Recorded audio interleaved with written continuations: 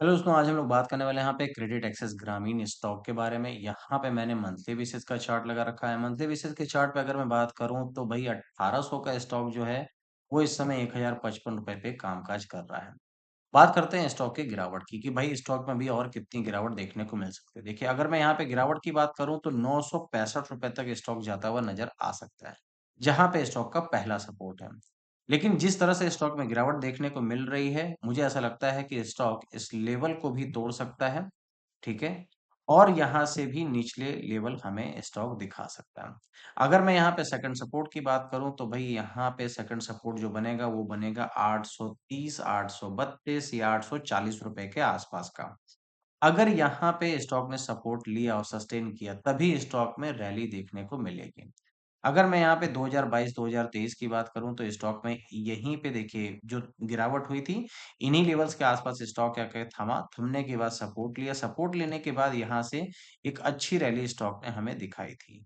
तो भई अगर स्टॉक पुराने चार्ट पैटर्न को फॉलो करता है तो 832 पे हमें देखना है कि क्या स्टॉक सस्टेन कर रहा है कि नहीं, ठीक है? अब देखिए यहाँ पे एक चीज़ मैं और आपको और दिखाता हूँ। कि स्टॉक में देखिए यहाँ पे गिरावट हुई, गिरावट होने के बाद स्टॉक सस्टेन किया। सस्टेन होने के बाद ये जो रेजिस्टेंस था स्टॉक का, इसको स्टॉक ने ब्रेक किया। यहाँ पे ग्रीन कैंडल का क्लोज दिया और उसके बाद ही स्टॉक में तेजी देखने को मिली थी।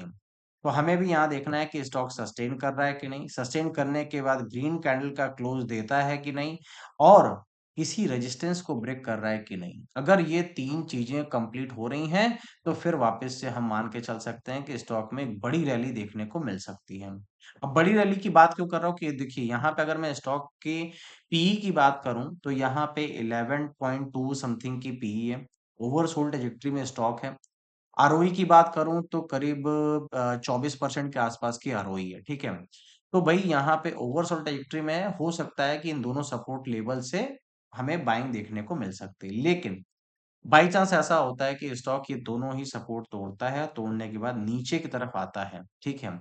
तो फिर हमें कौन से निचले लेवल देखने को मिलेंगे? अगर मैं निचले लेवल की बात करूँ तो करीब 600, 610, 620 रुपए तक हमें स्टॉक में निचले लेवल भी देखने को मिल सकते हैं। अब यहाँ पे सेल साइड की पोजीशन भी ढूँढी जा सकती है। देखिए, यहाँ पे अगर मैं बात करूँ तो लगभग 2 सवा 200 पॉइंट का गैप होगा, ठीक है? तो अगर यहाँ पे 832 का सपोर्ट स्टॉक तोड़ेगा, तो फिर 607 रुपए के लिए आप लोग स्टॉक को देखने के लिए तैयार रहिएगा। अगर मैं यहाँ पे बात करता हूँ तेजी की और यहाँ पे टारगेट की, तो भाई देखिए जब तक स्टॉक सस्टेन नहीं करेगा, किसी रेजिस्टेंस को ब्रेक नहीं करता है, ग्रीन कैंडल का क्लोज नहीं देता है, तब तक हम यहाँ पे कोई भी टारगेट की बात नहीं कर पाएँगे।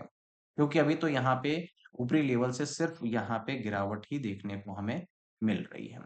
तो हमें ये देखना है कि ग्रीन कैंडल का क्लोज मिल रहा है कि नहीं, रेजिस्टेंस ब्रेक कर रहा है कि नहीं, तब हम यहाँ पे अगली वीडियो में आपको अपडेट करेंगे कि स्टॉक के फिर टारगेट क्या होंगे।